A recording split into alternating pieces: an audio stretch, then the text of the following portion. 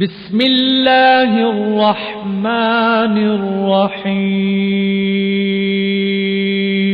شروع اللہ کے نام سے جو بڑا مہربان نہایت رحم والا ہے۔ معزز سامعین کرام، بزرگان دین، نوجوانان ملت،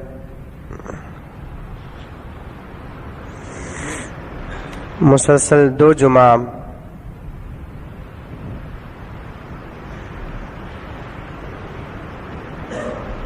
ایک بہت بڑے فتنے کے متعلق مختصر طور پر عرض کر رہا تھا۔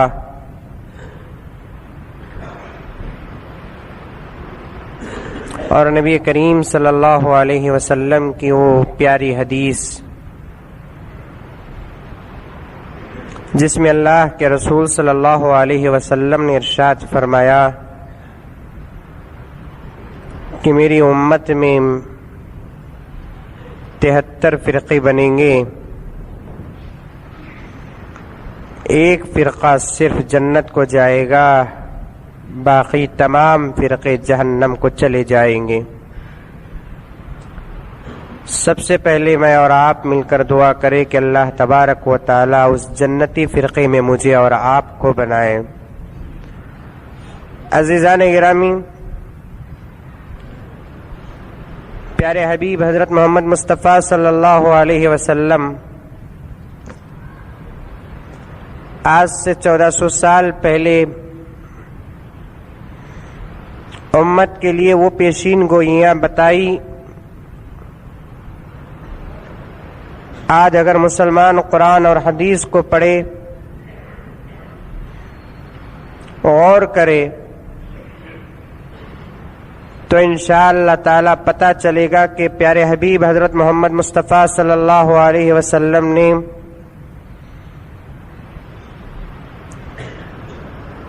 ایک ایسی پیشین گوئی بتائی ہے جو ہمارے زمانے میں پورے اترتے آ رہے ہیں۔ آقا نے فرمایا کہ ایک دور وہ بھی آئے گا جس میں لوگ فتنوں میں مبتلا ہو جائیں گے۔ ایک فتنہ وہ جو دین سے باہر رہے گا، دنیا میں ہوتے رہیں گے، ایک فتنہ وہ جو دین کے اندر داخل رہے گا، اس میں صرف مسلمان مبتلا ہوتے رہیں گے۔ دین سے باہر کے جو فتنے ہیں انشاءاللہ تعالی اس کا ذکر کروں گا آپ کے سامنے۔ دین کے اندر کے فتنے دین کے باہر رہنے والے فتنوں سے زیادہ خطرناک ہیں۔ دین سے باہر رہنے والے فتنوں کا مقابلہ کمزور سے کمزور مسلمان بھی کر سکتا ہے، لیکن جو فتنے دین کے اندر داخل ہو جاتے ہیں، مسائل میں جو فتنے داخل ہو جاتے ہیں، عقائد میں جو فتنے داخل ہو جاتے ہیں، اس کا مقابلہ ہر کس و ناکس نہیں کر سکتا، بلکہ اس کا مقابلہ کرنے کے لیے ایسا آدمی چاہیے جو قرآن اور حدیث کے سمندر میں غوطہ لگایا ہو۔ ورنہ شیطان نے کہا، قرآن نے اس کا خاکہ کھینچا کہ شیطان برے سے برے عمل کو خوبصورت بنا کر لوگوں کے سامنے پیش کرے گا تاکہ اس عمل کو قبول کرنے کے لیے لوگ اس کی خوبصورتی پر فدا ہو جائے۔ تاریخ کے اندر بے شمار واقعات ایسے ہیں کہ بڑے سے بڑے ولی کو شیطان نے عمل کو خوبصورت بنایا اور پیش کیا۔ عمل کی خوبصورتی کو دیکھے، ان لوگوں نے عمل کے حقیقت کو نہیں دیکھا۔ پھر کیا ہوا کہ عمل کی ظاہری خوبصورتی پر فدا ہو کر ان لوگوں نے اپنی ولایت کو غارت کر لیا، اپنی عبادتوں کو تباہ کر لیا، اپنے سجدوں کو غارت کر لیا، اپنے عقیدوں کو غارت کر لیا۔ دوست، تو صحیح بات تو یہ ہے کہ انہوں نے اپنے ایمان کو بھی غارت کر لیا۔ علامہ جوزی رحمۃ اللہ علیہ غالباً ایک واقعہ بڑا ہی اچھا لکھے ہیں کہ ایک گاؤں میں ایک ایسا ولی موجود تھا کہ جس کے ولایت کے ڈنکے پورے گاؤں کے اندر بلکہ اطراف اور اکناف میں بھی چرچے ہو رہے تھے۔ لوگ اس کے پاس آتے، دعائیں کرتے، پھونک لیتے، دم کروا لیتے۔ सब कुछ कर लेते। शैतान को जिद हुए और शैतान सोचने लगा कि मैं किसी न किसी तरीके से इसकी विलायत को गारत करूं। शैतान इतना सख्त होता है जिसकी कोई हद नहीं। अफसोस कि उससे ज्यादा सख्त अल्लाह तबारक व तआला ने इंसान को बनाया, लेकिन आज इंसान यहूदियों के नक्शे कदम पर चलकर, नसरानियों के नक्शे कदम पर चलकर, गैरों के नक्शे कदम पर चलकर अपनी सख्ती को गवा दिया और शैतान के सामने इतना मजबूर, लागिर, कमजोर बन गया कि शैतान का मामूली से मामूली हथियार भी मुसलमान के अंदर बड़ी आसानी से चलता है। शैतान की बिल्कुल गिरी हुई तीर भी मुसलमान के ईमान में जाकर नक्श और जख्म पहुंचाती है। ऐसा ईमान लेकर मरने से कोई फायदा नहीं। ईमान ऐसा लेकर मरना चाहिए कि फरिश्ते जब कब्र में आकर पूछे कि तेरा रब कौन है, तो फौरन हमारे जबानों से निकल जाए कि फरिश्ते तुम क्या पूछते हो। मैंने अपनी 70 साल जिंदगी जिसके सामने सर को झुकाया, क्या कब्र में आकर उस खुदा को भूल जाऊंगा? ऐसा जवाब मुसलमान के जबान से निकलना चाहिए। अगर यह जवाब हासिल करना है तो दोस्तों इतना मजबूत ईमान पैदा करना जिसकी कोई इंतहा नहीं। कब्र में जब सवाल करे कि ऐ बंदे ये बता के ये पैगंबर तेरे कौन है, तो बंदा जवाब देना कि मैंने बालिग होने के बाद से लेकर मौत की आखिरी सांस तक जिस पैगंबर दो जहां मोहम्मद रसूलुल्लाह सल्लल्लाहु अलैहि वसल्लम के दामन को नहीं छोड़ा, जिसकी सुन्नत को मैंने नहीं छोड़ा, जिसके नक्शे कदम को मैंने नहीं छोड़ा, जिसके इशारों को मैंने नहीं छोड़ा, आज कब्र में आकर तुम उस पैगंबर के बारे में मुझसे सवाल करते हो। जहां पैगंबर दो जहां मोहम्मद रसूलुल्लाह सल्लल्लाहु अलैहि वसल्लम से पूछो कि मैं कौन हूं। अगर पैगंबर कहे कि मैं वाकईतन पैगंबर का गुलाम हूं तो फिर तुम जो चाहे वो अमल करना। अगर पैगंबर कहे कि ये तारीख सुन्नत है, ये सुन्नत को छोड़ने वाला है, ये सुन्नत को बिगाड़ने वाला है, दुनिया में नाम तो मेरा लेता था, कलमा तो मेरा पढ़ता था, लेकिन मेरी सुन्नतों पे अमल नहीं करता, अगर पैगंबर की तरफ से ये जवाब आ जाए तो फरिश्तों तुम इजाजत है कि तुम जो चाहे वो करो।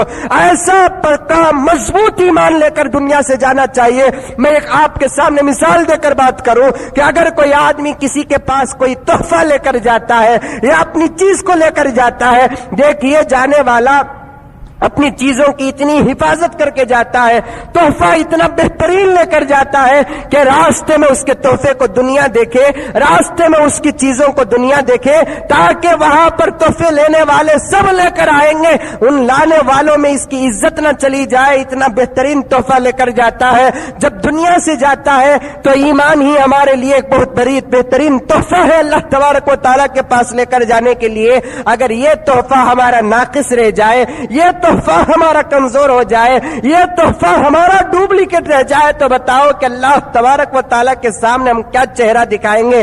बहरहाल अर्ज ये कर रहा था कि शैतान जिद पे आ गया और सोचने लगा कि इसकी विलायत को मैं कैसे गारत करूं। इत्तेफाक ऐसा हुआ कि उस जमाने में बैंक नहीं, उस जमाने में तिजोरियां नहीं, उस जमाने में मुहाफिज नहीं, उस जमाने में पुलिस स्टेशन नहीं।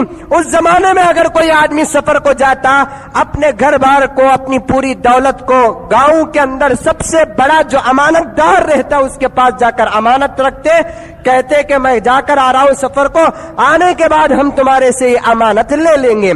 3 भाई और 1 बहन थी। 3 भाई किसी काम के लिए जब गांव से जाने का मौका मिला, तीनों ने सोचा कि अब हम तीनों निकलकर एक ही टाइम में जा रहे हैं, तन्हा घर के अंदर औरत को छोड़कर जाना मुनासिब नहीं है, चाहे कितना ही बड़ा गलत मौका आ जाए। यहां तक कि फुकाहा ने लिखा दुश्मन का हमला होने का अंदेशा है, घर में सिर्फ बीवी है, नमाज पढ़ने के लिए अगर ये बाहर चले जाए तो घर के अंदर बीवी के इज्जत और आबरू के अंदर आग पहुंचने का इम्कान है, इज्जत और आबरू में ठेस पहुंचने का इम्कान है। तो उस सूरत में शरीयत कहती है कि घर के अंदर नमाज पढ़कर अपनी बीवी की हिफाजत कर ले। यही है मसला, यही है कानून, यही है शरीयत। क्योंकि औरत की इज्जत, औरत की आबरू, औरत की शर्म, औरत की हया اس کے بارے میں ہر شوہر کو اللہ تبارک و تعالیٰ کل قیامت میں سوال کریں گے کہ میں نے میری بندی کو تیرے نکاح میں دیا، اس کے سر کے بال سے لے کر پاؤں کے تلوے تک میں نے تجھے حلال بنا کر رکھا تھا، تو نے مقصد کے لیے اسے استعمال کیا، تو نے اس کے زیور کی حفاظت کی، اس کے پاؤں کے پٹی کی حفاظت کی، اس کے سر کے مانگ تلے کی تو نے حفاظت کی ہے، لیکن کیا تو نے اس کے ساتھ 40 سال زندگی گزار کے کیا اس کی عزت کی حفاظت کی، اس کے شرم کی حفاظت کی؟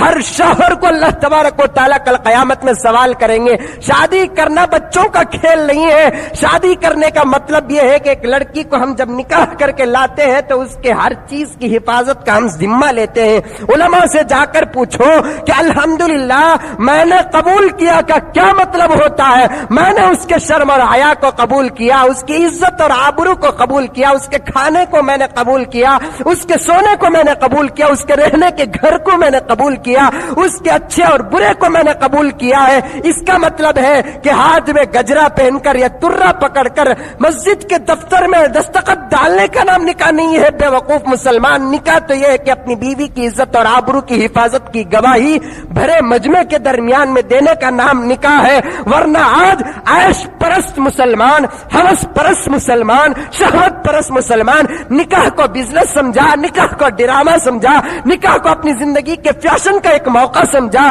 نہیں نہیں، نکاح ایسی چیز نہیں ہے۔ کل قیامت میں مجھے بھی میری بیوی کے بارے میں سوال کیا جائے گا، تمہیں بھی تمہاری بیوی کے بارے میں سوال کیا جائے گا۔ وہ بیوی جو ہمارے ساتھ محبت کے دعوے کرتی تھی، ہمارے ساتھ اپنی محبت کو قربان کرتی تھی، اگر اس کی شرم اور حیا کے اندر داغ پہنچا، کل قیامت میں اللہ تعالیٰ اس بیوی کو پوچھے کہ میں نے تجھے شرم جیسا زیور دیا تھا، حیا جیسا زیور دیا تھا، لیکن اس زیور میں تو نے کھوٹ کیا، ملاوٹ کی، وہی بیوی کہے گی کہ الہ العالمین میں کیا کرتی، یہ میرے شوہر کا حکم تھا، میں کیا کرتی، یہ میرے شوہر کی اجازت تھی، میں گھر سے باہر آنا نہیں چاہتی تھی، میرا شوہر لے کر جانے پہ مجبور ہو گیا تھا، میں چہرہ کھلا رکھنا نہیں چاہتی تھی، میرا شوہر چہرہ کھلا رکھنے پر مجبور کیا کرتا تھا، میں ہاتھ اور پیر کو، کمر کو، سینے کو کھلا رکھنا نہیں چاہتی تھی، میرا شوہر مجھے ہاتھ پیر کمر اور سینے کو کھلا رکھنے پر مجبور کیا کرتا تھا۔ وہی فدا ہونے والی، وہی محبت کرنے والی، وہی لاکھوں روپے جوڑے کے نام پر لا کر تمہارے قدموں میں قربان کرنے والی بیوی کل قیامت میں اللہ تبارک و تعالیٰ سے کہے گی کہ الہ العالمین یہ انصاف کا دن ہے، یہ حق اور باطل کے پہچان کا دن ہے، یہ جزا کا دن اور یہ سزا کا دن ہے۔ وہ شوہر ہو تو ہو، لیکن اس کی وجہ سے جب میں دوزخی بن رہی ہوں تو الہ العالمین سب سے پہلے اس کا فیصلہ فرمائیے، اس کے بعد مجھے دوزخ میں بھیجیے۔ اللہ تبارک و تعالیٰ بڑے اچھے انصاف کرنے والے ہیں، احکم الحاکمین ہیں۔ اللہ رب العزت اس کے شوہر کو بلا کر کہیں گے کہ کیا میں نے تجھے تیری بیوی کا محافظ نہیں بنایا تھا؟ کیا میں نے تجھے تیری بیوی کی عزت اور آبرو کے شرم اور حیا کی حفاظت کرنے کا وعدہ نہیں لیا تھا؟ تو نے بھرے مجمع میں ممبر اور مصلی کے سامنے بیٹھ کر، ایک عالم دین کے سامنے بیٹھ کر تو نے الحمدللہ میں نے قبول کیا نہیں بولا تھا؟ وہ کہے گا کہ الہ العالمین میں نے بولا تھا، لیکن تو نے اس کی عزت اور شرم کی حفاظت کیوں نہیں کی؟ پھر اس سزا کے بدلے میں اللہ رب العزت اسے جہنم کے گھاٹ جا کر اتار دیں گے۔ یہی قاقہ قرآن مجید نے 30ویں پارے میں کھینچا ہے، وَأُمِّهِ وَأَبِيهِ وَصَاحِبَتِهِ وَبَنِيهِ لِكُلِّ امْرِئٍ مِّنْهُمْ يَوْمَئِذٍ شَأْنٌ يُغْنِيهِ۔ قرآن کہتا ہے نہ ماں باپ کام آئیں گے، نہ بیوی بچے کام آئیں گے، ہر ایک اپنی اپنی شان و شوکت پہ رہیں گے، ایک نیکی دے کر اٹھا کر دینے کے لیے کوئی تیار نہیں ہوگا۔ آج میں آپ سے کچھ پوچھوں تو آپ کہیں گے ارے رے مولانا میری ہر چیز آپ کے لیے ہے، آپ مجھ سے کوئی چیز پوچھے تو میں آپ کے لیے قربان کرنے کے لیے تیار ہوں، آپ اپنا کھانا مجھے کھلانے کے لیے تیار، میں میرا پانی تمہیں پلانے کے لیے تیار، لیکن وہ حشر کا میدان جہاں حضرت آدم علیہ السلام سے لے کر قیامت تک پیدا ہونے والا ہر بچہ حاضر رہے گا، پورے انبیاء، پورے اولیاء، پورے صحابہ، پورے شہداء، پورے مسلمان، پورے کافر رہیں گے۔ وہاں بیوی اپنے شوہر سے جا کر ایک نیکی کی بھیک مانگے گی، لیکن شوہر دینے کے لیے تیار نہیں رہے گا۔ شوہر بیوی کے پاس جا کر ایک نیکی کی بھیک مانگے گا، لیکن بیوی دینے کے لیے تیار نہیں رہے گا۔ وہ ماں جو 2 سال تک دودھ پلا کر بچے کے جسم پر زخم کو برداشت نہیں کر کے آنکھوں سے آنسو بہانے والی ماں کے پاس جا کر بیٹا کہے گا کہ امی یہ نیکیوں کے پہاڑ تیرے پاس موجود ہے، ایک نیکی اٹھا کر میرے پاس دے دے تاکہ میں بھی تیرے ساتھ جنت میں داخل ہو جاؤں۔ ماں کہے گی کہ بیٹے، وہ ماں माँ बाप का रिश्ता दुनिया में था, कयामत में वो माँ बाप का रिश्ता दुनिया में था, जन्नत में आ जाएगा। लेकिन ये फैसले का दिन है, यहाँ किसी की रियायत नहीं की जाती, यहाँ किसी को नेकियां तकसीम नहीं की जाती, यहाँ किसी का बोझ नहीं उठाया जाता। कुरान ने कहा कि वला तज़िरु वाज़िरतुम विज़रा उख़रा, कि हर एक को अपने अपने बोझ उठाना पड़ेगा। बीवी का बोझ न शौहर उठाएगा, न शौहर का बोझ बीवी उठाएगी, न बाप का बोझ बेटा उठाएगा, न बेटे का बोझ बाप उठाएगा, न किसी का कोई बोझ उठाएगा। हर एक अपने अपने नेकियों का बोझ उठाएगा, अपने अपने गुनाहों का बोझ उठाएगा। संभल कर जिंदगी गुजारो, होश के साथ जिंदगी गुजारो, अक्लमंदी के साथ जिंदगी गुजारो। बहरहाल अर्ज कर रहा था कि 3 भाई सोचने लगे कि मेरी एक बहन को मैं किसके हवाले करके जाऊं। आज से कई साल पहले का वाकया है, पूरे फितनों का खौफ और दौर नहीं था। आज का दौर मुकम्मल फितने का दौर। दिन के उजाले में जाओ तो छेड़ने वाले मौजूद, रात के अंधेरे में जाओ तो छेड़ने वाले मौजूद, महफिल में रहे तो छेड़ने वाले मौजूद, तन्हाई में रहे तो छेड़ने वाले मौजूद। आज का दौर तो इतना खतरनाक दौर है कि खुद भाई बहन को छोड़ने लगता है, बेटा माँ को छेड़ने लगता है। इतना फितने का दौर है। एक वाकया कहूं, शायद आपको मालूम होगा कि नहीं होगा, रोंगटे खड़े हो जाएंगे। मगरिबी तहजीब, मगरिबी अखलाक, मगरिबी शर्म, मगरिबी लिबास, मगरिबी तालीम पर आज मुसलमान फिदा है कि नहीं है। अमेरिका में जो होता, अफ्रीका में जो होता, फ्रांस में जो होता, हर एक के दिल के अंदर यही ख्वाहिश है कि मैं भी ये काम करूं। वहां की तालीम को यहां पढ़ना पढ़ाना, उसी एक बच्चा है जो मदरसे में जाकर पढ़ता है, उर्दू स्कूल में जाकर पढ़ता है, जिसकी कमीज इंशर्ट नहीं की हुई, जिसकी पैंट टकने से ऊपर शूज के बजाय चप्पल पहनता है, सर में टोपी पहना हुआ है, मैले से महिला लिबास है। एक बच्चा करोड़पति का उठाओ जब बेहतरीन स्कूल में पढ़ता है, इतनी बेहतरीन स्कूल जहां दाखिल होने के बाद आपको सूरह फातिहा नहीं पढ़ाया जाता, दाखिल होने के बाद नबी की तारीफ में नात नहीं पढ़ाई जाती, दाखिल होने के बाद हम्द नहीं पढ़ाई जाती, दाखिल होने के बाद मुनाजात नहीं पढ़ाए जाते। आज भी व्यापारी मस्जिद में हजरत मौलाना हनीफ साहब दामद बरकातुहू है, जाकर पूछिए, उन्हीं के पास एक किस्सा आया था। नहीं, हजरत मौलाना शुएबुल्लाह खान साहब के पास एक किस्सा आया था। तो हजरत मौलाना शुएबुल्लाह खान साहब अपनी तकरीर में एक मर्तबा फरमाया कि एक औरत उनकी बीवी के पास आकर रोने लगी, कहने लगी कि तुम्हारे शौहर जो तकरीर में कहते थे वो बिल्कुल सही कहते थे। हुआ इत्तेफाक कि मैं मेरी बच्चों को इतवार के दिन सौदा लेने के बहाने जब बाजार को गई, रास्ते में एक छोटा सा चर्च मिलता है कि नहीं है। रास्ते में हर जगह चर्च है, कहीं बत्तर मंदिर बनी हुई है। जब मेरे बच्चों को, मैं इतवार के दिन सौदा सलफ लेने के लिए बच्चों को लेकर गई, मैं आगे गुजर गई, बच्चे पीछे ही रह गए। मैं पीछे पलट कर देखी तो बच्चे नहीं मिले। मैं वापस घर की तरफ आई तो चर्च के सामने मेरे बच्चे खड़े होकर हाथ बांध लेकर खड़े हैं। क्या स्कूल में इस तरीके से बच्चों को मारी? क्या बेटे, चर्च के सामने तू कहीं को खड़ा, तू तो मस्जिद में खड़ने वाली औलाद है, तो अम्मी आज तुम्हें मार रहे हैं, हमें तो रोजाना इसके सामने खड़कर हमें ऐसा करते हैं। देखिए आज फिदा है ये तालीम, ये तमद्दुन, ये तहजीब। मगरिबी दुनिया पर मर मिटने वालों की इंतहा है, चुप के नारे लगाते हैं कि हमें उर्दू के फिदायीन हैं, हमें खिदमत गुजार हैं, हम दीन की खिदमत करते हैं। उनके सर के बाल से लेकर पांव के तलवे तक दीन ही दीन नजर नहीं आएगा। जब वो बाहर रास्ते में जाएंगे, उनको देखकर मुसलमान कहने वाला कोई नहीं रहेगा। मजबूर हो जाते हैं उनको देखकर मुसलमान कहने पर। आज मगरिबी तालीम और मीडिया पर एक नजर देखें आप। एक वाकया ऐसा हुआ कि हिंदुस्तान के एक बहुत बड़े मालदार अपने बच्चे को, जो अकलौता था, वाहिद था, लाडला था, डॉक्टर बनाने के लिए उन्होंने अमेरिका भेजी और डॉक्टरी पढ़ाकर अमेरिका की डिग्रियां लेकर जब हिंदुस्तान आया, बड़ी आओ भगत हुई, बड़ा इस्तकबाल हुआ, बड़ा जश्न हुआ, सब कुछ हुआ। 1 महीना 2 महीना गुजरने के बाद माँ ने बेटे के सामने पेश की कि बेटे तेरी भान बड़ी होगी है, उसे शादी करना है। इतनी बड़ी उम्र होकर उसकी शादी नहीं, सो मंजे क्या की बेकरारी। बच्चे बड़े हो गए तो माँ बाप को बेकरारी होती। सोच, माँ बोली बेटे के सामने कि बेटे एक अच्छा रिश्ता तेरे दोस्त था, मैं कांति भी रहा तो, यानी तो तेरे डॉक्टरों में कौन भी रहा तो एक रिश्ता देके उसे जल्दी शादी कर डालेंगे। बच्ची बड़ी होती जाए तो माँ बाप के दिल के अंदर एक बोझ बनता। भाई होने के नाते, बेटा होने के नाते जवाब क्या देना है बताइए? हाँ मत देखेंगे, कांति भी छोकरा है क्या देखेंगे, फौरन शादी करेंगे, यही तो जवाब। ایک عقل والا، ایک عزت والا، ایک شرم والا، ایک آبرو والا یہی جواب دے گا. لیکن وہاں کی تعلیم، تمدن، اخلاق، کردار، معیار دیکھیے. بچہ مسلمان جواب دیتا ہے کہ امی کیا فکر کر رہی ہے، اس کی شادی ہونے تک بہن کو میں سنبھالتا رہوں گا. سنبھالنے کا مطلب سمجھ جائیے، بولنے میں بھی شرم آتی ہے مجھے. جیسے ایک شوہر ایک بیوی کو سنبھالتا ہے، ویسے ایک بھائی کہتا ہے کہ امی فکر کرنے کی ضرورت نہیں ہے، اس کی شادی ہونے تک میں اسے سنبھالتا رہوں گا. ماں کو غصہ آیا، تھپڑ مارتی ہے تو بیٹا جواب دیتا ہے کہ امی جان، جہاں میں نے تعلیم حاصل کر کے آئی تھی وہاں میں نے ایسی ہی تہذیب دیکھ کر آئی ہے.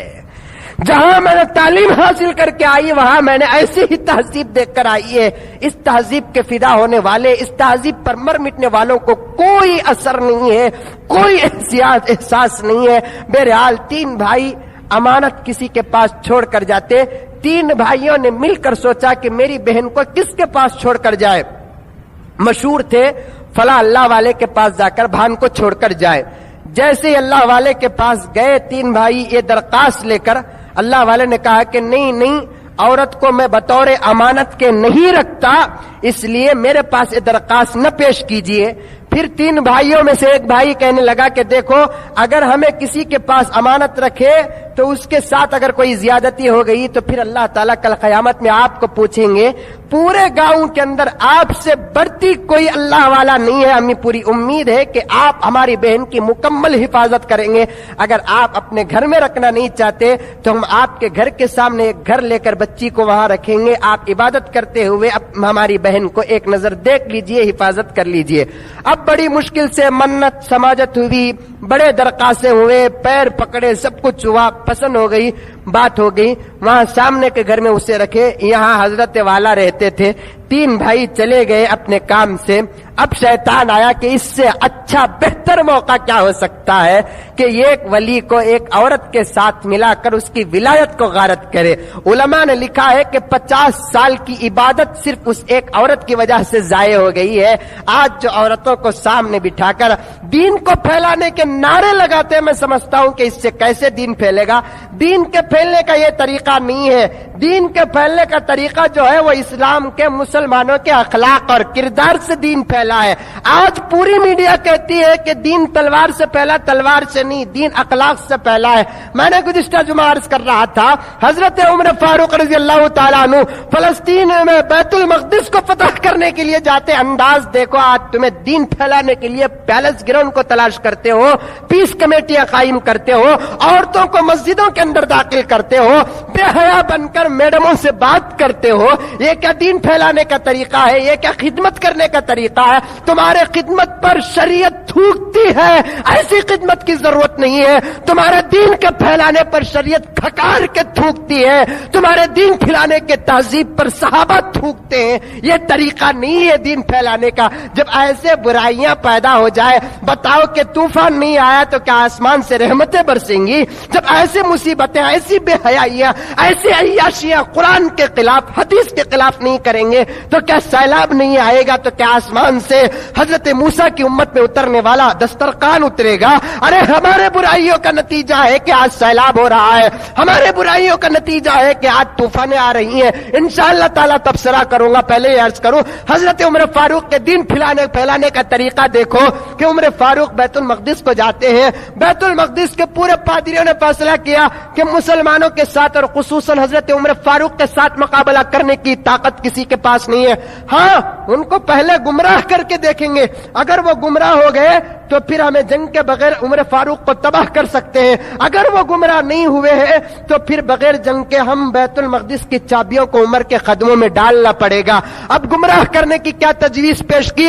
انہوں نے تجویز پیش کی بیت المقدس فلسطین کے باہر جا کر حضرت عمر فاروق کے استقبال میں اور ان کی فوج کے استقبال میں ایک ادھر عورتوں کی قطار، ایک ادھر عورتوں کی قطار، لمبی لائن، ویلکم کہنے کے لیے، خوش آمدید کہنے کے لیے کھڑا کر دیا جائے. انداز کیا کھڑنے کا؟ ایسے کہ پورے سینے کھلے رہے، اپنے پورے شباب کا اظہار کرے، اپنی پوری مستی کا اظہار کرے. عورت جوان لڑکیوں کو 15 سال 17 سال 20 سال کی لڑکیوں کو کھڑا کر صحابہ کے ایمان کا امتحان لیا جا رہا ہے. ہمیں صحابی، ہمیں تابعی، ہمیں تبے تابعی چلو بھی کم سے کم پابندی کے ساتھ 5 وقت نماز پڑھنے والے مسلمان ہمیں، وہ بھی جمعے کو 1 مرتبہ پڑھتے ہیں سو مسلمان ہمیں، ویسا پڑھنے والے رہتے بھی پڑھے، نہیں تو عید کو پڑھنے والے مسلمان، نہیں تو جنازے میں پڑھی جانے والے مسلمان، ان کو اگر عورتوں کے ساتھ لا کر داخل کر دیا جائے. اٹھا کر دیکھو حضرت سعید خدری رضی اللہ تعالیٰ عنہ کی حدیث. اللہ کے رسول نے فرمایا جب تمہاری قوم میں اللہ کے عذابات کا سلسلہ شروع ہو جائے، پیپراں پڑھ لیے، ٹی وی دیکھ لیے، کتے کہتے نہیں ویسے آوازیں سب، کیا حضرت دیکھے کیا پہ کیا ہوا، دیکھو حضرت آن کی آن میں آ کر پورا سیلاب مار لے کر چلے گا، دیکھو حضرت بچے چلے گئے، حضرت انہوں جانا تھا چلے گئے. تو دیکھ کر عبرت کیا حاصل کیا یہ بتا اول؟ تو دیکھ کر نصیحت کیا حاصل کیا؟ تو دیکھ کر کہاں تک سدھرا؟ دیکھ کر تو خدا کی قدرت کی طاقت کا کہاں تک مظاہرہ کیا؟ ٹی وی دیکھا پریشان، پیپر دیکھا پریشان، حالات دیکھا پریشان، کیا نتیجہ حاصل کیا؟ حضور کے زمانے میں ذرا زور سے ہوا آ جاتی تھی، پورے صحابہ حضور کے ساتھ مسجد کی طرف آ جاتے تھے. آتے کہ نہیں آتے تھے؟ حدیث گواہ ہے. زور کی ہوا آئی تو ذرہ زور کی ہوا، ادھر کے پتے اڑ کر ادھر چلے جاتے. سرور کائنات جیسی شخصیت رہ کر صحابہ پریشان، خود اللہ کے رسول پریشان، پورے کے پورے مسجد میں آتے، نمازوں میں، تلاوت میں، ذکر و اذکار میں، سب میں مشغول ہو جاتے. جبکہ اللہ نے حضور سے وعدہ کیا کہ پیغمبر جب تک تم رہو گے اس وقت تک پوری زمین کے اندر کہیں عذاب کو میں نازل نہیں کروں گا. یہ پیغمبر کے خدموں کا صدقہ تھا، یہ پیغمبر کی زندگی کا صدقہ تھا کہ آپ ہو خدا کا عذاب ہو نہیں سکتا. یہ پیغمبر کی خصوصیت تھی کہ اللہ کے رسول کے ہوتے ہوئے پوری دنیا کے اندر کہیں طوفان بھی نہیں آیا، کہیں زلزلہ بھی نہیں آیا. ہاں آپ پوچھیں گے کہ بارش رک گئی، بارش رکی تو بھی اس لیے کہ بارش رک گئی تو مسلمان کیا عمل کرنا وہ بتانے کے لیے اللہ تعالیٰ بارش کو روکا. عذاب کو اللہ تبارک و تعالیٰ نے عذاب کے دور سے بارش کو بھی نہیں روکا. کچھ زلزلہ آیا، سورج گرہن آیا، ستان گرہن آیا، عذاب کے طور پر نہیں آیا، یہ بتانے کے لیے کہ سورج گرہن اگر تمہاری زندگیوں میں آ جائے تو تم کیا کرو، چاند گرہن تمہاری زندگی میں آ جائے تو کیا کرو، زلزلہ تمہاری زندگی میں آ جائے تو کیا کرو. صرف مسائل کو بتانے کے اللہ تعالیٰ نے چھوٹے چھوٹے چھوٹے اشارے دیا، ورنہ عذاب کے طور پر اللہ تعالیٰ نے حضور صلی اللہ علیہ وسلم کی 63 سالہ زندگی تو دور کی بات، حضور سے پہلے 50 سال پہلے بھی اور حضور کے وصال کے بعد 100 سال بعد بھی اللہ تعالیٰ نے روئے زمین پہ کوئی عذاب کو نازل نہیں فرمایا، اس لیے کہ حضور جب تک زندہ تھے اس وقت تک خدا کا وعدہ تھا کہ کبھی عذاب نہیں آئے گا. دوستو کس دور میں میں اور آپ پیدا ہو گئے، ہر سال کوئی نہ کوئی مصیبت آ رہی ہے، لیکن مسلمان سدھرنے کے لیے تیار نہیں ہوتا. کافروں کو چھوڑو، مشرکوں کو چھوڑو، صلیب کی پوجا کرنے والوں کو چھوڑو. آج تو سوال کیا جاتا ہے مسلمانوں سے کہ تمہارے زمانے میں آیا عذاب، تم نے نصیحت کہاں تک حاصل کی ہے؟ قرآن اگر کھول کر دیکھتے تو یہ سوال تم نہیں کرتے، قرآن اگر کھول کر دیکھتے تو تم کو یہ سوال تمہارے دماغوں میں پیدا نہیں ہوتا. قرآن نے کہا کہ یا ایھا الناس اتقوا ربکم ان زلزلۃ الساعۃ شیء عظیم. اللہ تبارک و تعالیٰ نے سورہ حج کے اندر 17ویں پارے میں فرمایا کہ اے لوگو اللہ تعالیٰ سے ڈرو. اللہ تبارک و تعالیٰ قیامت کے 1 سیکنڈ کا زلزلہ بھی بہت بڑا ہو جائے گا. پھر اللہ تبارک و تعالیٰ نے سورہ زلزال کے اندر فرمایا اذا زلزلت الارض زلزالها واخرجت الارض اثقالها وقال الانسان ما لها. جب اللہ تعالیٰ زمین میں زلزلہ پیدا کریں گے تو زمین بے تاب ہو کر، بے قابو ہو کر اپنے اندر رہنے والی تمام چیزوں کو اٹھا کر باہر پھینک دے گی، اور انسان کیا کہتا رہے گا؟ وقال الانسان ما لها. انسان کہتا رہے گا کہ یہ کیا ہو رہا ہے، یہ کیا ہو رہا ہے، یہ کیا ہو رہا ہے. یہ کہتے کہتے اپنی زندگی کو غارت کرے گا. یہی سرور کائنات محمد رسول اللہ صلی اللہ علیہ وسلم نے ارشاد فرمایا کہیں کوئی عذاب آتا ہے تو تم سمجھ جاؤ یہ تمہاری مثال ایسی ہے کہ جب اسکول کے کلاس روم کے اندر پورے بچے مل کر شرارت کر رہے ہیں، حضرت کلاس کو، روم کو سائلنٹ کرنے کے لیے، اسی طریقے سے اللہ تبارک و تعالیٰ نے قانون ساری کائنات کو ایٹ اے ٹائم ایک ہی وقت میں عذاب کو لا کر، جیسے حضرت نوح کے دور میں عذاب آیا، سیلاب آیا، پورے کے پورے تباہ ہو گئے، ہود کے دور میں آیا، عاد کے دور نہیں، ایسا نہیں. حضور کے دور میں مجموعی اگر عذاب آئے گا تو وہ صرف قیامت کا عذاب آئے گا.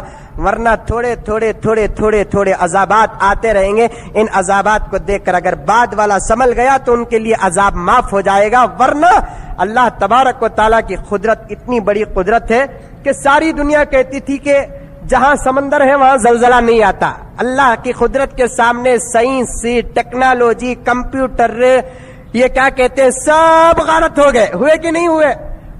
امریکہ میں اگر خدا نہ خواستہ کون بھی پاد بھی دیا، ہندوستان میں باس آ جاتی. وہی سے مشنر آگے آئے کہ نہیں آئے؟ کتنی ترقی کری دنیا. خدا کی قدرت کو دیکھتا تو تیرے ایمان میں مضبوطی آ جاتی. پیپر واہ اللہ، ایسا کیا؟ سمترا سے سیلاب نکل کر سری لنکا انڈیا کو آنے کے لیے 3 گھنٹے کا وقت لگا. 3 گھنٹے تک ہزاروں سیٹلائٹ کیا حجامت کر رہے تھے. سوال کرتا تو پھر تیرا دماغ، تیرا ایمان جواب دیتا خدا کی قدرت کے سامنے ساری دنیا کے سیٹلائٹ کچھ کام نہیں کر سکتے. یہ تیرے زبان سے آواز آتی. خدا کی قدرت پہ تو نے غور نہیں کیا. بی جے پی والا نعرہ لگایا تو تو بھی نعرہ لگایا. RSS نعرہ لگایا تو تو بھی نعرہ لگایا. وشو ہندو پریشد نعرہ لگایا تو تو بھی نعرہ لگایا. تمل ناڈو کے انا ڈی ایم کے نعرہ لگائی تو تو بھی نعرہ لگایا. نہیں، تجھے نعرہ خدا کی قدرت کا لگانا چاہیے کہ دیکھو اللہ تعالیٰ نے کیسا پردہ ڈال دیا. پھر بھی انسان کو اشرف المخلوقات، سب سے بڑا سردار، پانی کو اس سے درجہ کم، ہوا کا درجہ انسان سے کم، آگ کا درجہ انسان سے کم، پہاڑوں کا درجہ انسان سے کم، زمین کا درجہ انسان سے کم، آسمان کا درجہ انسان سے کم، ساری کائنات کا درجہ اللہ تبارک و تعالیٰ کے علاوہ جو بھی ہے سب کا درجہ انسان سے کم ہے. لیکن اتنا کمزور ہو کر انسان کو اشرف المخلوقات بنایا. ایک جھٹکا پانی کا برداشت نہیں کیا تو قیامت کے جھٹکے کو تو کہاں برداشت کرے گا. ایک جھٹکا آیا لے کر چلا گیا. خدا کی قدرت دیکھو. اللہ تبارک و تعالی کئی سالوں کے کئی لوگوں کے گناہوں کو دیکھ کر کئی سال کے بعد ایک جھٹکا دیا ہے. ورنہ ہمارے گناہ اتنے بڑے ہیں کہ ہر گناہ پر جھٹکے محسوس ہونا چاہیے. اللہ نے صبر کیا. نہیں میرے بندوں کو میں ایسا نہیں کروں گا، اور ڈھیل دیں گے اور ڈھیل دیں گے اور ڈھیل دیں گے. ایک جھٹکے کو خدا کا برداشت نہیں کر سکے. وہ حشر کے میدان کے جھٹکے کو ہم کہاں برداشت کریں گے؟ قیامت کے دن کے جھٹکے کو ہم کہاں برداشت کریں گے؟ قبر کے اندر ہونے والے جھٹکوں کو کہاں برداشت کریں گے؟ ایک جھٹکا اللہ تعالیٰ نے انسان کے ہاتھ میں کیا ہے؟ کچھ نہیں ہے. پھر بھی اسے اشرف المخلوقات. پانی کے پاس اتنی بڑی طاقت. غور کرے ہوں گے، ٹی ویاں تو دیکھ کر ہی تھی. کیسا آیا، کدھر تک گیا، کون آ کر باہر پڑے، کون مار لے کر چلے گئے، کون بچے، کون مرے، کہاں تک آیا، سب دیکھ کر ہی نصیحت حاصل کرو. ان فی ذلک لعبرۃ لأولی الابصار. کہیں اللہ تبارک و تعالیٰ نے فرمایا یہ تمام نشانیاں ہم غور و فکر کرنے والے مسلمانوں کے لیے نصیحت کے لیے پیدا کرتے ہیں، عبرت کے لیے پیدا کرتے ہیں. سمجھ جاؤ. وہاں آیا، ساری دنیا کی سائنس کہہ رہی تھی سکی زمین کا ہے کہ وہاں زلزلہ آتا سو کہ تو اندر گرمی سے زمین پھٹ جاتی، پھر ہوا بھی پانی گھس جاتا، وہ پانی بھی ہوا باہر آنے کے واسطے زلزلہ پیدا ہوتا. سکی زمین، گجرات میں خود زلزلہ آیا تھا، زمین سکی تھی، ریگستان تھا. کیا کی، کدھر کی؟ مدراس کی، ساحلی علاقہ کی، سمندر کی جگہ میں نہیں. یہ جگہ پر سیلاب ہونا کو تو آ سکتا ہے لیکن زلزلہ نہیں آ سکتا. سائنس کا دعویٰ تھا، اچھے اچھے سائنسدانوں کا دعویٰ تھا جہاں زمین گلی ہوتی ہے وہاں پر زلزلہ نہیں آتا. اللہ فرماتا ہے میری قدرت یہاں وہاں کونی، زمین میں بھی میری قدرت، خشکی بھی میری قدرت، پانی میں میری قدرت. جہاں تم سمجھتے ہو کہ وہاں زلزلہ نہیں آتا وہاں ہم 3 پوائنٹ کا نہیں 9 پوائنٹ کا زلزلہ بھیجیں گے. بھیجا کہ نہیں اللہ تبارک و تعالی؟ 3 پوائنٹ کا نہیں 9 پوائنٹ کا زلزلہ ہم بھیجیں گے. بھیجا اللہ تبارک و تعالی. وہ بھی کتنا؟ 2000 کلومیٹر دور پر رہنے والے زلزلے کو اللہ تبارک و تعالیٰ نے آن کی آن میں بھیجا. ساری دنیا جاگ رہی تھی، سیٹلائٹ جاگ رہا تھا، سائنسدان جاگ رہے تھے. سب کے آنکھوں پر پردہ, سب کی مشنری پر پردہ. خدا جسے تباہ کرنا چاہتے ہیں ضرور اسے تباہی کے گھاٹ اٹھا سکتے ہیں. اللہ کے عذاب سے بچانے والا کوئی مائی کا لال آج تک دنیا میں پیدا نہیں ہوا, تو یہ کیا سیٹلائٹ کام کرے گا, یہ کیا سائنسدان کام کرے گے. عبرت حاصل کرو ان چیزوں سے دوستو, نصیحت حاصل کرو اور پوچھو کہ یہ دنیا کے اندر کہیں زلزلہ, کہیں سیلاب, کہیں طوفان, کہیں فساد آخر آتا کیوں ہے. کبھی یہ سوال کریں آپ لوگ, جا کر پوچھے سائنسدان سے کہ زلزلہ کیوں آیا, کیسا آیا, پانی کتنے کلومیٹر فاسٹ میں آیا, کیسا آیا, کدھر آیا. کل ہی پوچھتے رہے. ایک آدمی آ کر سوال کرے, حضرت 900 کلومیٹر فاسٹ میں آیا کہتے ہیں نا, نوح علیہ السلام کے زمانے میں طوفان بھی سیلاب آیا نا, اس سے بھی زیادہ کیا حضرت. میں بولا وہ زمانے کا بڈھا نہیں با میں گیا, ہم نے کہیں کو بھی وہ سوال مسلمان کو کیا کرنا معلوم یہ وقت میں, سوال کرنا کہ حضرت یہ سب عذابات کا ذکر قرآن حدیث میں ہے کیا. ہاں ہے بھی. حضرت یہ سب عذابات آخر آتے کیوں ہیں, سوال یہ کرو. جب کہا جائے گا کہ واقعتاً آج بھی تمہارے دلوں کے اندر ایمان کی چنگاری سی لگ رہی ہے, سوال یہ کرنا کہ حضرت یہ عذابات آخر آتے کیوں, کیا واسطے آ رہے ہیں. جبکہ اللہ تبارک و تعالی 70 ماہ کی محبت کر رہا ہے. کتنے ماہ کی؟ 70 ماہ کی محبت کر رہا ہے. اللہ تعالیٰ بندوں سے بڑا پیار کرتے ہیں, بڑا پیار کرتے ہیں. خامخواہ کسی کو مچھی کے منہ میں بھیج دیا, کسی کو پانی کے منہ میں بھیج دیا, کسی کی بے یار و مددگار لاش چھوڑ دیا. کیا خدا کو نہیں معلوم کہ میرے بندوں سے میں کتنا پیار کرتا ہوں؟ نہیں. اللہ تبارک و تعالیٰ عذاب دیے ہیں تو آخر دیے کیوں, ان لوگوں کو اس طرح کی موت کیوں آئی ہے, سوال یہ کرو. تو سیدنا حضرت ابو ہریرہ رضی اللہ تعالیٰ عنہ حضور کے طرف سے جواب دیں گے. کان کھول کر سن لو اللہ کے رسول نے کیا فرمایا. اللہ کے رسول نے فرمایا کہ جب دنیا کے اندر طرح طرح کے عجیب کام شروع ہو جائیں, عجیب آفتیں نازل ہونا شروع ہو جائیں, تو اس دور میں آپ لوگ اپنے آپس میں دیکھتے رہو, کیونکہ یہ قیامت کے آخری دنوں کی علامت ہے. اس دور میں بہت سارے کام مسلمان کرنا شروع کریں گے. غیروں کو چھوڑو, غیروں کا تو کوئی اعتبار ہی نہیں ہے, یہاں سوال مسلمانوں کا. بہت سارے کام مسلمان کرنا شروع کریں گے. ایک کام کیا کہ عورتوں کی بے حیائی عام ہو جائے گی, اتنی عام کہ ہزاروں کے مجمع میں تنہا ایک عورت داخل ہونے کے لیے بھی نہیں شرمائے گی. ہزاروں کے مجمع میں تنہا ایک عورت داخل ہونے کے لیے نہیں شرمائے گی. جب وہ تنہا عورت داخل ہو جائے گی تو اس کے ساتھ برا سلوک کیا جائے گا, عیش کیا جائے گا. تو اس صورت میں جو 990 پر 9 لوگ وہاں پر کھڑے رہیں گے, ان میں سے ایک کے زبان میں سے بھی یہ نہیں لکھے گا کہ بھائی یہ کام تو یہاں کرنے کو نہیں نکلے گا. اگر 990 پر 9 میں کوئی آدمی کہہ دے کہ یہاں کی کر رہا ہے, ذرا بازو جا کر لے بولے, تو اللہ کے رسول نے فرمایا وہ ایک کہنے والا اس زمانے میں اتنا بڑا آدمی رہے گا جیسے میرے زمانے میں ابو بکر اور عمر ہے.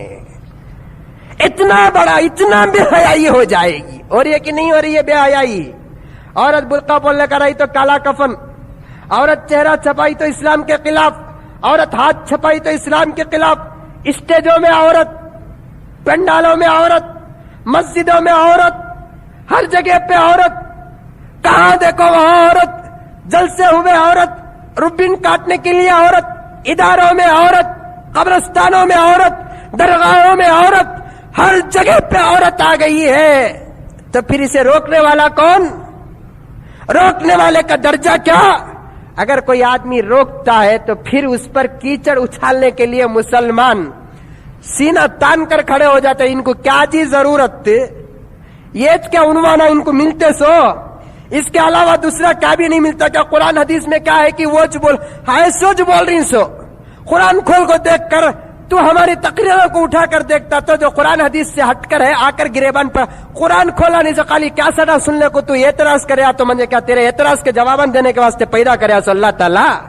جو ہے کہ وہی بولوں گا, جو قرآن میں ہے وہی, جو حدیث میں ہے وہی. آ کر دیکھ, اگر تم کو اللہ تبارک و تعالیٰ پڑھنے کی طاقت دیا تو اللہ کے رسول نے کیا فرمایا, ہزاروں کے مجمع میں تنہا ایک عورت جائے گی, 990 پر 9 آدمیاں رہ کر بھی روکنے والا کوئی نہیں رہے گا.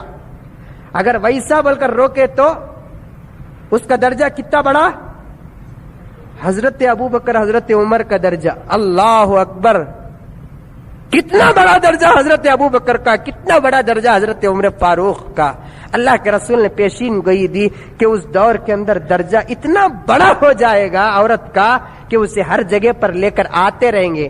لے کر آ رہی ہیں آج مسلمانات، لے کر آ رہی کہ نہیں؟ اچھے اچھے حاجیاں لے کر آگے عورتوں کو محفل میں، نمازیاں لے کر آگے، ذمہ دارہ لے کر آگے، بڑے بڑے دین کے کام کرنے والے لے کر آ گئے۔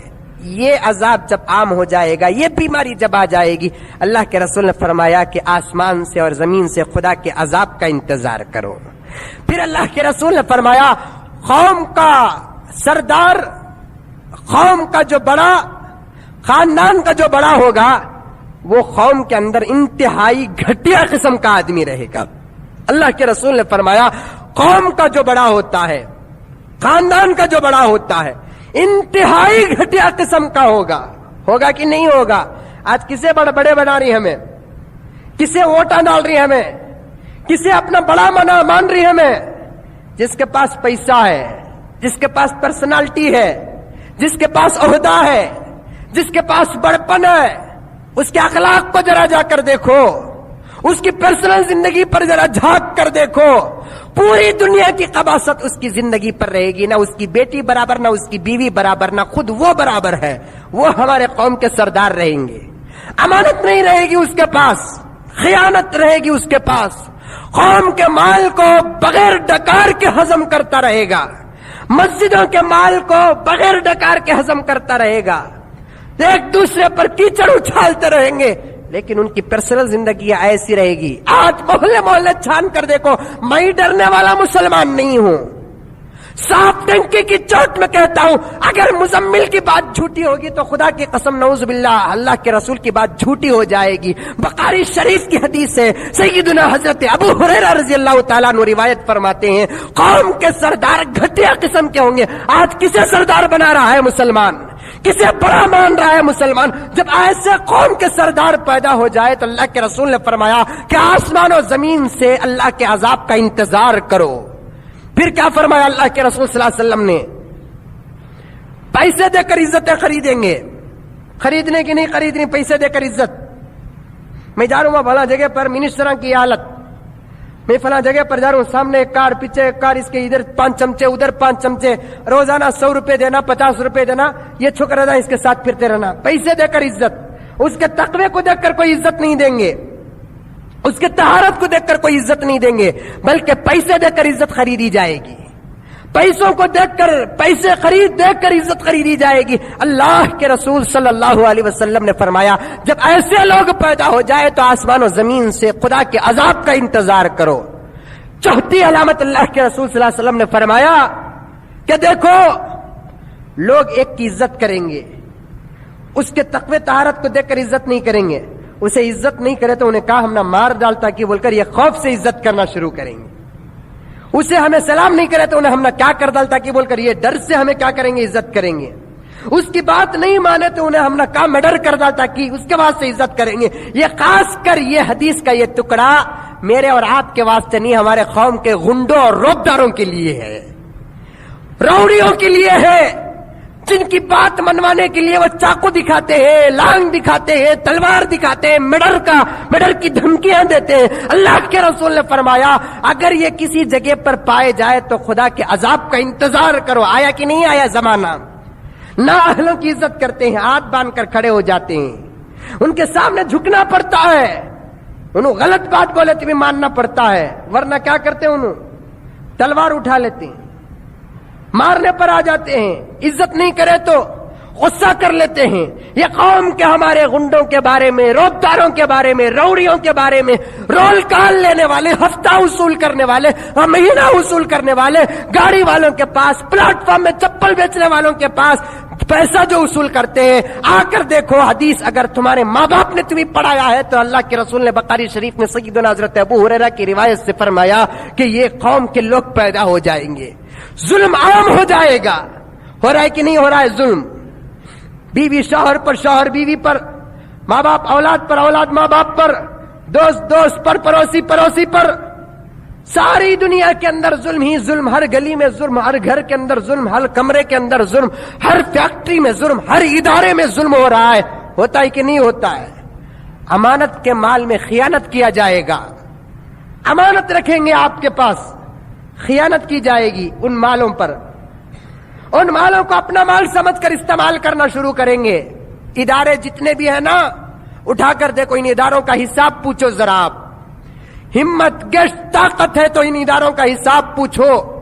جن کے پاس قوم نے امین سمجھ کر امانت رکھا ہے، ان کے پاس جا کر جب حساب پوچھیں گے تو ان کے امانت اور ان کے حساب میں کئی کروڑوں کا فرق آ جائے گا. ایسے لوگوں کو آج عزت دی جا رہی ہے تو سیلاب، طوفان، زلزلہ نہیں آیا تو کیا آسمان سے اللہ تبارک و تعالی حضرت جبرائیل کے ذریعے رحمتوں کو نچھاور کریں گے؟ پھر اللہ کے رسول صلی اللہ علیہ وسلم نے فرمایا، مختصر بولنے کر جا رہا ہوں، سو میں زیادہ تشریح میں تحقیق میں نہیں اتر رہا ہوں. اللہ کے رسول نے فرمایا کہ شوہر بیوی کا غلام بن جائے گا. قیامت کی نشانی ہے. جو روح کا غلام بولتے نہیں، نو لائف وداؤٹ وائف، انہوں کیا بولے؟ یس میڈم، صحیح میڈم، صحیح بات. تمہیں جو بولے وہ. میں برقع نہیں پہنتی، رائٹ. میں صورت دکھاتا ہوں، رائٹ. میں محفل میں آتا ہوں، رائٹ. میں الیکشن میں کھڑتا ہوں، رائٹ. میں کونسلر بنتا ہوں، رائٹ. میں یہاں جاتا ہوں، رائٹ. میں پانی پکڑنے کے لیے باہر جاتا ہوں، رائٹ. عورت کا غلام اس کا شوہر ہو جائے گا. نہیں معلوم کہ ہم میں سے کتنے بیوی کے غلام ہیں، نہیں معلوم کہ ہم میں سے کتنے بیوی کے حاکم ہیں. اللہ تعالیٰ نے شوہر کو بیوی کا حاکم بنایا، بیوی کا غلام نہیں بنایا. اللہ کے رسول نے فرمایا کہ آخری دور میں لوگ اپنی بیویوں کے غلام بن جائیں گے اور ماں کو تکلیف دینا شروع کریں گے. ہو رہا ہے کہ نہیں ہو رہا ہے؟ میں بیوی کی بات مانتے ہیں، ماں کو تکلیف. ذرا دیکھنا پڑے گا، یہ ہر جگہ نہیں ہو رہا ہے. بعض جگہ پر ماں کی بات سن کر بیوی پر ظلم بھی ہو رہا ہے. ہو رہا ہے کہ نہیں ہو رہا ہے؟ بعض جگہ پر جہاں بیوی کی بات سن کر ماں باپ پر ظلم ہو رہا ہے، وہاں ماں باپ کی بات سن کر بیوی پر ظلم ہو رہا ہے. ظلم کرنے پر مسلمان، اللہ حفاظت فرمائے. بیچ میں ایک بات، لوگ آتے ہیں، عورتیں بھی آتی ہیں، مردہ بھی آتی ہیں، حضرت میری بیوی ایسا تکلیف دیتی ہے، حضرت میرا شوہر ایسا تکلیف دیتا کو بول کو. ایک عورت کئی سال پہلے آئی تھی. مسلمانہ کو دن میں اگر کیا نہیں پیتی بھی، رات میں سگریٹ اور بیڑیاں پینے کی بڑی عادت ہے. سمجھ میں 40 سال میں انہیں ٹی بی کا مریض ہو جاتا. انہیں بیوی کو ستانے والے ایسے بھی کمینے ہی کیا دنیا کے اندر بول کر دیکھنا بولے تو کبھی کبھار ہم سے آ کر پوچھو کہ کیسے ہوتے ہیں. جوڑے جہیز میں کمی ہوگی کو بول کو پوری رات انہیں سگریٹ پیتا تھا. بجانے کے واسطے اسٹرا بولتے، کیا بولتے وہ اسٹرا بولتے سو وہ کیا جی بولتے اسے، ہمیں پیتے بھی نہیں، ہمیں رکھتے بھی نہیں. بولو ذرا، حافظ صاحب اٹک گئے تو پیچھے سے لقمہ دیتے نہیں، ویسا وہ سگریٹ پی کو وہ راکھ ڈالنے کا کیا بولتے سو اسے اسٹرا بولتے نہیں. وہ اسٹرے میں سگریٹ چبا کو بجاتے سو. یہ کمینہ ایسا بیوی کو تکلیف دیا کہ سگریٹ پیتا، بیوی کے پیٹ پر چباتا. ایسے تکلیف دینے والے بھی قوم کے اندر ہیں. ایسے تکلیف دینے والے قوم کے اندر شوہرا ہیں. لیکن حکومت بھی ڈھیلی، محلے کے ذمہ داران بھی ڈھیلے، ٹھوس فیصلہ کرنے والے کوئی نہیں ہے. جو فیصلہ کرنے والے ہی انہوں کہاں کی جا کو پڑے ہی. ایک صاحب راستے میں اکیلے، ایک بہت بڑے بزرگ شیخ سعدی رحمۃ اللہ علیہ اپنی کتاب میں لکھے ہیں، ایک صاحب راستے میں جا لے کر تھے اپنے گھر کو، راستے میں کتے سے بھی بھوگنے آگے. حضرت کیا کرے، کتے کو مارنے کا پتھر اٹھائے تو پورے پتھروں کو سبھی کانگریٹ گنگریٹ ڈال کو گھٹی چپک کو بیٹھ گئی ہیں پتھر ہے. حضرت کیا زمانہ آیا، پتھر قید کتے آزاد. حضرت بولے کیا زمانہ آیا کہ پتھر قید ہو گئے، کتے آزاد ہو گئے. وہ زمانہ آ گیا جو نہ اہل ہیں انہوں آزاد، جو اہل ہیں انہوں قید ہو گئے. ہوئے کہ نہیں ہوئے؟ جنہیں کیپاسٹی ہے، جنہیں تجربہ ہے، جنہیں قرآن معلوم، حدیث معلوم، ایسے کر معلوم کرنے والے کہاں کی جا کر پڑے. جنہیں کچھ بھی پیٹ چیرے تو الف نہیں، ویسے آدمی فیصلے کرنے پر آئے تو کہاں انصاف دنیا کو ملے گا. اللہ کے رسول نے فرمایا جب دنیا کے اندر شوہر اپنی بیوی کا غلام بن جائے گا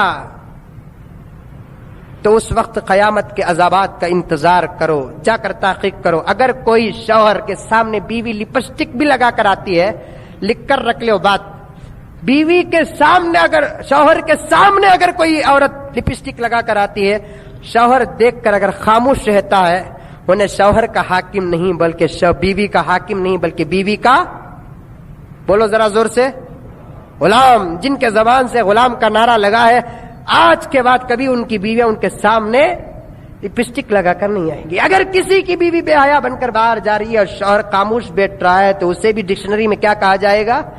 بیوی کا غلام کہا جائے گا۔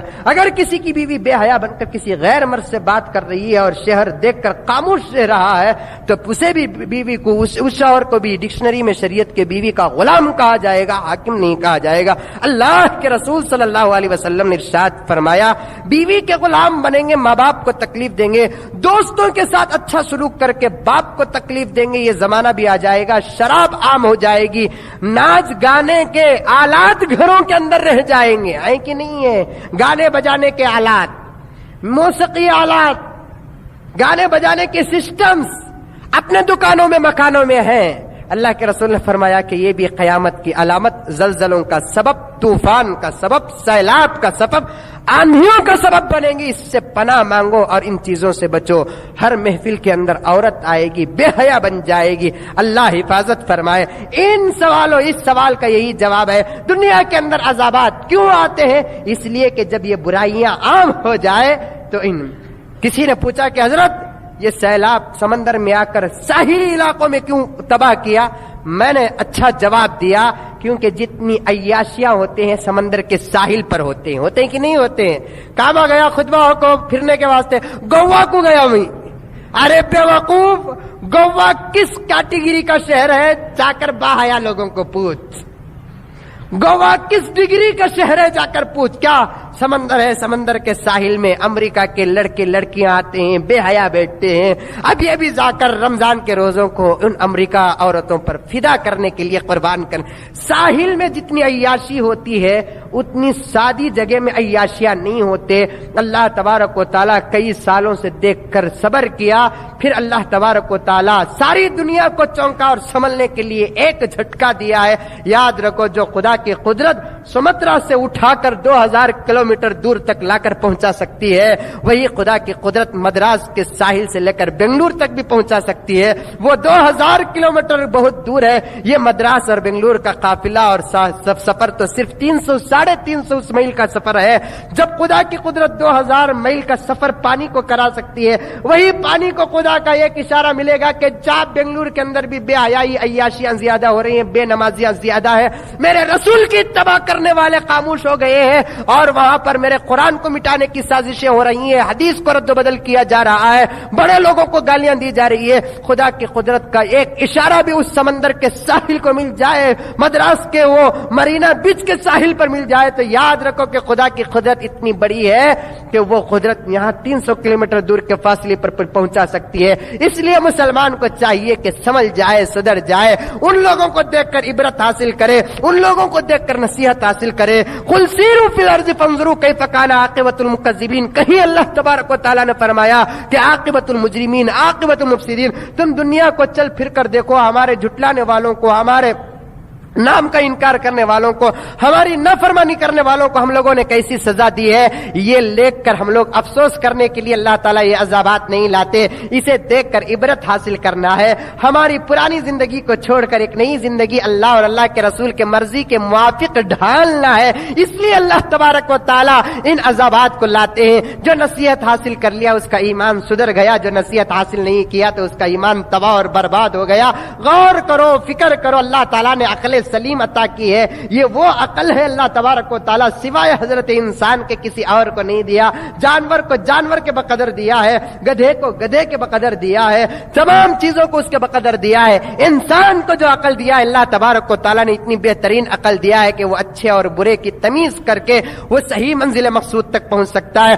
دوستو آج ہمارے محلوں کے اندر، ہمارے شہروں کے اندر، ہمارے ریاستوں کے اندر بھی وہی بے حیائی، وہی خدا کی نافرمانی، وہی رسول کی نافرمانی قربانی چل رہی ہے جو ساحل علاقوں میں چل رہی ہے، یہ اور بات ہے کہ وہ کھلے میدان میں آ کر رہے ہیں، ہم بند کمرے میں کر رہے ہیں، صرف اتنا سا فرق ہے، ورنہ اور کوئی فرق نہیں ہے۔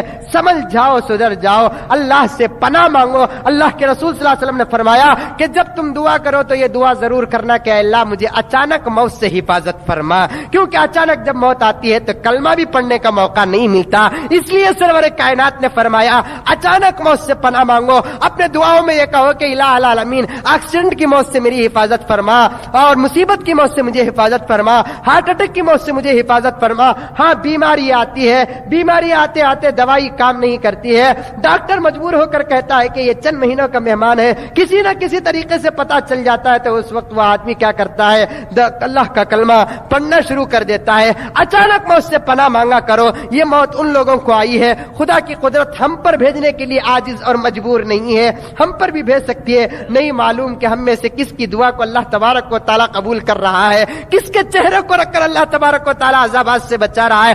دوستو سمجھ جاؤ، ہر برائی ہمارے گھروں کے اندر ہے، اگر اللہ تبارک و تعالیٰ مجموعی طور پر نہیں عذاب لے کر آئے تو اللہ کے رسول نے فرمایا بعض گاؤں میں پورے طریقے سے گاؤں اجڑ جائیں گے، بعض اللہ کا عذاب آئے گا کہ پورا گھر کا گھر اپنے ہی اندر جل جائے گا، ختم ہو جائے گا۔ یہ بھی گھر کے اندر کا ایک فتنہ ہے، وہاں آئے تو ہزاروں لوگ مرے۔ اگر خدا نہ خواستہ ہمارے گھروں کے اندر وہی بے حیائی ہے، وہی ٹی وی کے ڈبے ہیں، وہی اللہ اور اللہ کے رسول کو ناراض کرنے والے کیسٹیں موجود ہیں، اگر گھر کے اندر اللہ تبارک و تعالیٰ جیسے سمترا سے زلزلے کو ایجاد کیا، وہاں اللہ تعالیٰ چوہوں کو بھیج کر ہمارے گیس کی وائر کو کٹ کر دے تو بتاؤ کہ کیا ہوگا۔ اللہ تعالیٰ یہ عذاب بھی بیچنے کی طاقت رکھ سکتا ہے جو خدا ابرہا کے ہاتھیوں کو مارنے کے لیے چھوٹے چھوٹے چڑیوں کو بھیج کر زبان میں کنکریاں ڈال کر اونٹوں کو تباہ کر سکتے ہیں، ہمارے گیس کے وائروں کو ختم کر کے، گیس کو یوز کر کے، گیس کو باہر کر کے،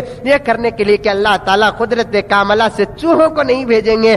ہر گھر کے اندر مصیبت ہمارے سروں پہ لٹک رہی ہے، اس مصیبت کو سامنے رکھ کر عبرت حاصل کرو، اپنی زندگی کو بدلاؤ، اپنے آپ کو بدلاؤ، ایمان کو مضبوط کرو، عقیدے کو مضبوط کرو اور اپنے جذبات کو مضبوط کرو۔ تو بہرحال عزیزو، دوستو، نوجوانوں، یہ جو کچھ آپ کے سامنے کہا جاتا ہے یہ اسے بکواس نہ سمجھو، پورے قرآن اور حدیث کے ریفرنس، پروف اور دلیل کے ساتھ آپ کے سامنے پیش کیا جاتا ہے، تو اسے عمل کرنے کی کوشش کرو، اس سے سدھرنے کی کوشش کرو، اسے نصیحت حاصل کرنے کی کوشش کرو۔ جو دو واقعے حضرت عمر فاروق کے اور وہ ایک بزرگ جو بھی عورت کو گھر کے اندر رکھ کر امانت میں قیادت کرتے ہیں، وہ دو واقعے کو میں نے ایسے ہی موقوف رکھا، انشاءاللہ تعالی آئندہ جمعہ ان دو واقعوں کو مکمل کروں گا۔ دعا کیجئے کہ اللہ تبارک و تعالی ہم تمام کے سنی سنائی تمام باتوں کو قبول فرمائے، عمل کرنے کی توفیق عطا فرمائے۔ ان عذابات کو دیکھ کر اللہ تعالی ہمارے اندر اور مزید ایمان میں قوت عطا فرمائے، اللہ تبارک و تعالی ہمارے عقائد میں پختگی عطا فرمائے۔ جو حضرات اس ساحل کے زد میں آ کر، سمندر کے سیلاب اور زلزلے کے زد میں آ کر جو لوگ مر گئے ہیں، کافروں کے لیے تو مغفرت کی دعا نہیں کر سکتے۔